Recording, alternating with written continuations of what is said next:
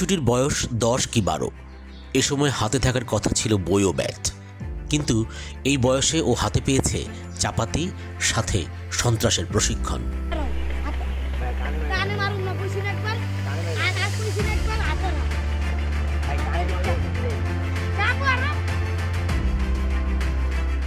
এভাবেই প্রতিদিন গজিয়ে উঠছে কিশোর গ্যাং, যারা সহজেই পেয়ে যাচ্ছে অস্ত্র ও ট্রেনিং। কিভাবে সাধারণ মানুষকে আতঙ্কগ্রস্ত করতে হবে, কিভাবে একজনকে আহত করতে হবে, সেটাই তাদের হাতে কলমে শেখানো হয়।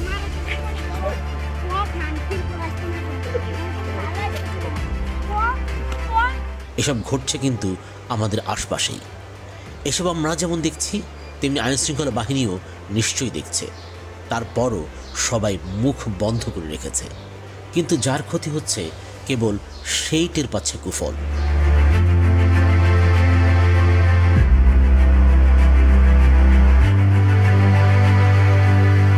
ঢাকাসহ সারা দেশে কত সংখ্যক কিশোর গ্যাং রয়েছে তার সঠিক হিসাব নেই পুলিশের কাছেও। একটা দুর্ঘটনা ঘটলে সাময়িক টনক নড়ে, কয়েকজন আটক হয়, তারপর সব আগের মতোই। কিভাবে তারা ছাড়া পায়, কারা তাদের আশ্রয় প্রশ্রয় দেন, সেটা কেউ খুঁজে বের করে না।